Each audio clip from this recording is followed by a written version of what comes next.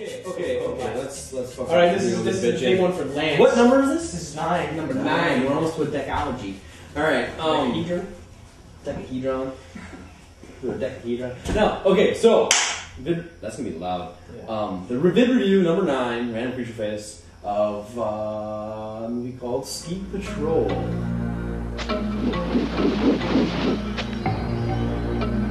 Ready, set, go.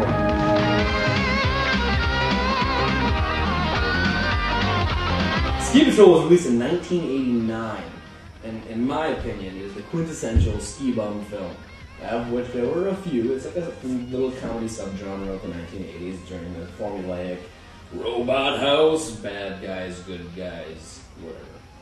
You've all seen the film. It's, I mean, essentially, have you seen fucking name a movie? Better Off Dead. Have you seen Better Off Dead? Same thing. Animal House. Revenge of the Nerds. Very formulaic. A lot of sight gags, a lot of cheesy lines. The black guy. The black guy. The Asians with the cameras. Yep, Asians with the cameras. It's a good thing. It's always good. This is a film that I watched for years when I was a kid living at home, and my whole family knows about this film, and all of us just... creepy. All of us love this movie. It's a great movie, in my opinion. So I felt I should expose these two gentlemen to said film and get their opinions of the movie. He does like exposing himself. Yes, I expose lots of things. Hey. Anyway, so I'm gonna hand it off to you guys. Michael, it's just a band. It's not a big deal. They're not gonna kill us, I don't think. Take it first, Ben. It was like their last movie we watched. I expected going in, like 80s comedy. It's got a bunch of supposedly teenagers who look like they're 40. They're supposed to be 20-somethings, but they're actually like 30 and 40-somethings. Way old, like creases everywhere.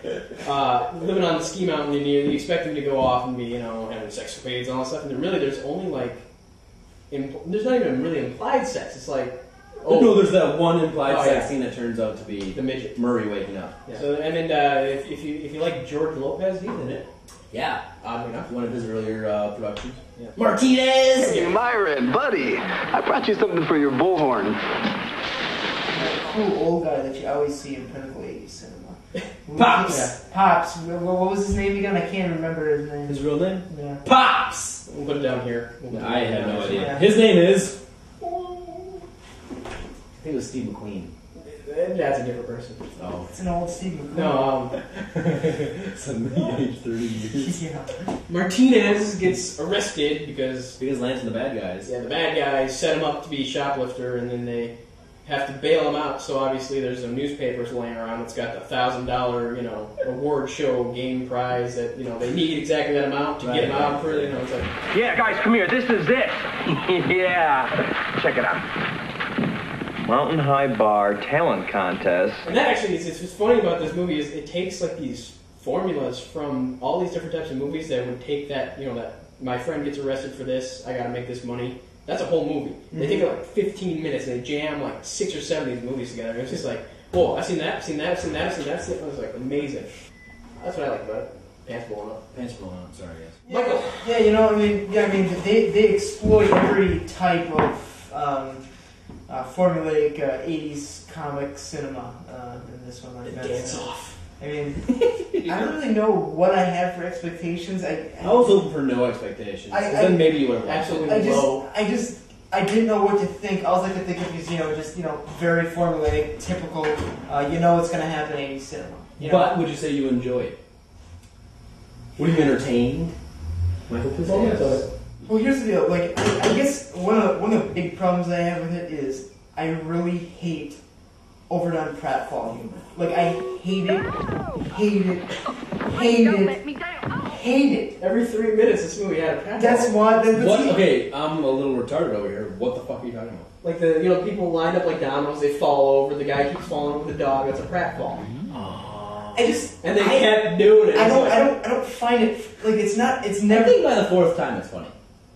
It never was funny for me.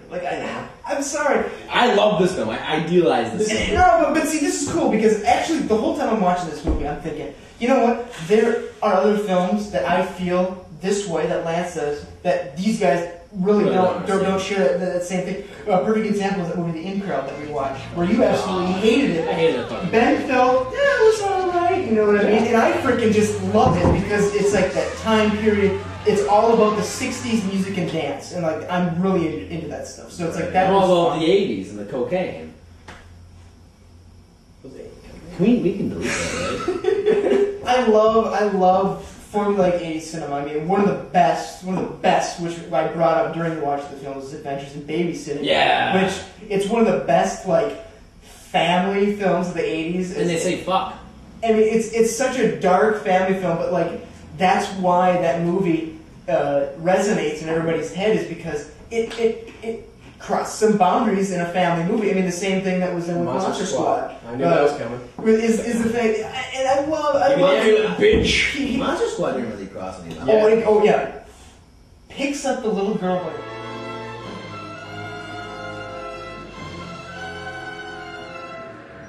Give me the amulet, you bitch. You know, and she starts screaming. The mom starts screaming, baby! She's all freaking out. I mean, it is. No, you proved your point. Quiet Riot, good band, check it out. We were reviewing a movie called Ski Patrol at some point here. Yeah. It turned into a critique of 80s formula. Anyways, it fits into that realm. It fits in the realm. Back to what I was saying about it. This one for me just fell short because of its reliance on a lot of just over-the-top slapstick goofball humor, and it's not something that I am heavily entertained by. Not clever stuff either. It's just It's very classic. What's going to make people laugh? everybody falls over. It's Everybody falls Three over. Stooges humor is what it is. Yeah. You know, To an extent. sort of. But in a way, because I mean, it was the end of the '90s, '89. It was the end of the '80s. So I said '90s the first time. Yeah, I was gonna say. It was the end of the '80s. How strong? So like that whole like formula was kind of worn out by that time. It was dead by that time. Exactly. And these guys knew that, I think they knew that when they made the film. And I think that's why they're trying to pack it so full of crap. Which, for me, sells it just because I'm easily amused. Do you think that also part of the reason why you have a close connection with this movie is because it's sort I of grew like a up with childhood movie? Yeah, I grew up with it. Exactly. See, that's the same thing that I had with Incredibles. It was a movie that I saw when I was very young. You know, I was very young. Watched it over and I was like over and over 9. again. Yeah, I was 9. I saw it like 3 times. I loved it. I didn't see it for another 10, 15 years, and then suddenly I see it again. You know how fucked up that is that we can say we did something earlier and then 15 years later we did it again? It makes me feel old. That's just me. What again?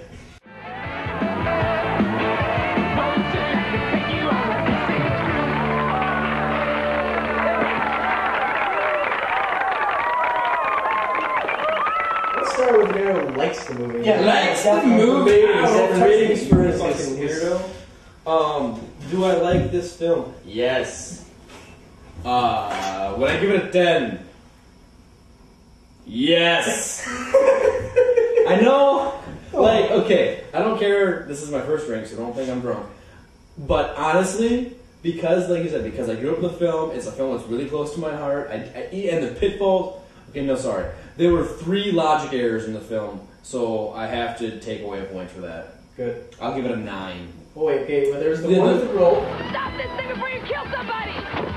The rope that shows up out of nowhere, Yeah. the mountain that lasts forever. Yeah, that was what I noticed most about this movie is that they will take shots. The mountain's 13,000 feet tall. Dude, no, on the cliff when he's hanging there, there's no. Oh yeah, the ledge that just shows up out of nowhere. This is like They do a really great wide shot. It's like a big cliff, nothing there, and then the dog walks down on this miraculous snowbank that shows shows up just out get of out nowhere. and go around. Which any human being He can could fit. Yeah, the dog is a fat dog. He's a fat dog. He's a little dumpster. And he farted. I'd give it a 10 if Suicide was played by Corey Feldman. I would. If he was Corey Feldman, It would have been a different movie. Yeah, that would have been a totally different movie. It That would have been a different movie. And I don't know if that makes it better, but Feldman, he deserves a It, point. I think it would have been. I think it would have given it an extra point. Problem is, I don't think they have the money to get Feldman after that big, giant sky shot. No, I'm pretty sure they did. Where the grappling gun turns into like some kind of a ripcord That's the beauty of that. It's that like throws him across an No. 18,000 foot the crevasse. grappling hook is like the same problem you have like Spider-Man or anything. It's like shoot the grappling hook and then swing across the ravine on what? What do you got? What the fuck is up there that you hit? Yeah, what are you? Well, there's no one hooks into a bird There's a tree that goes like this. But yeah, apparently the That's tree was 19,000 feet tall. Yeah, and it bent over perfectly. And it bent over at a 90-degree angle, but it was made out of basil wood, so it didn't bend. Swing sideways. He went Yeah. That's how we did it. They attached his ass to a They helicopter. could have just zipped 9 out it. of 10. That's my score. Okay, Ben. Whew. I'm feeling a 6 from Ben. I'm thinking it. It was gonna be a 5, but I really enjoyed. Is it Murray? Yeah. Murray Tuttle! This little tiny gag with this guy who's probably about like 4 foot. That was He's great. 4'9", 4'6". He's just tiny. He's a little man. He's a little guy, and the crew gives him these herbal supplements, but they're not really, and they go in and switch his pants so he thinks he's taller, and then they move a mark on the wall so he thinks he's taller, and they do a bunch of stuff, and then the ending of it is he wakes up in this tiny bed with his feet sticking off, and like there's a tiny little phone that actually works, and like a tiny soccer suit is ceiling, and it turns out he's in this little Santa's village in the elf. I'm a friggin' giant! Yeah, that alone gets a point, because it was really funny, but beyond that, it's, just the formula wasn't, I don't know, there's no push on it, there's no dark side, or there's no really, really funny side, so I'd get about 6, because if you like 80s movies, or I don't know, if you want to see every formula for an 80s movie in one movie, probably just go watch this movie. This is true. You might get a 7 out of it if you drink before you watch the movie. Or get really high. Yeah. I personally, now this is gonna be it a 3, isn't he? this is gonna be weird coming from me because I didn't do anything else.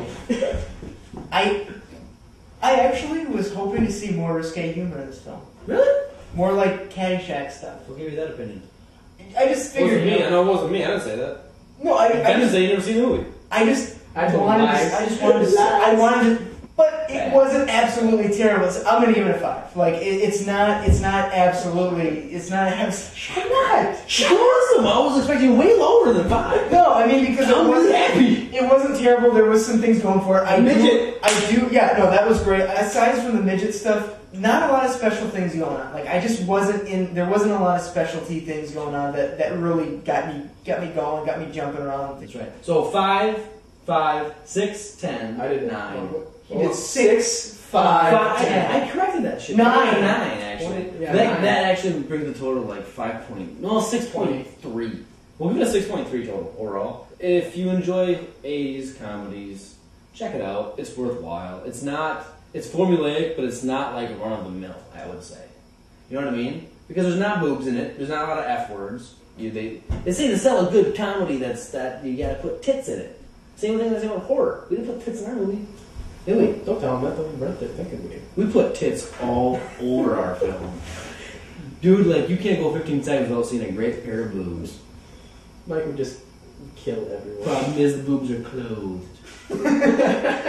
They're also counties. You get to see Tony everywhere. But I will say this, for those of you seeking out said film, it's not on DVD. It's not available on DVD. I've tried. You can't get it. Is it on VHS? It's on VHS. It's available on VHS. Your best bet's probably going to be a Hollywood Video, because they carry Or a mom and pop video rental store. or a mom and pop type place. Do they have it in beta? Blockbuster, don't go to Blockbuster. They don't have a because good They don't have a very good selection of any kind of movie. Well, that's yeah. Pretty much. Ooh. Well, no, their independent horror selections are actually quite large. I don't know. Well, it's other crap films, but it's there. No, it's direct to video kind of stuff. Well, yeah. I'm talking about like That's not fucking hard in summer school. Don't blow this shit. Alright, shut up. We're not gonna get in there, man. They're not gonna buy it. all I'm saying is Don't blow this, Mike. go to Hollywood Video with the mom and pop. Well, we're done. All right, Yeah, go home. Enjoy. Get out of the fucking camera frame. I'm talking to the camera. He wants to talk more. He's a jackass. I'm a jackass. That was kind of cool, man. Wait a minute. Yeah, this is it. Hold on. Yeah, guys, come here. This is it. Yeah. Check it out.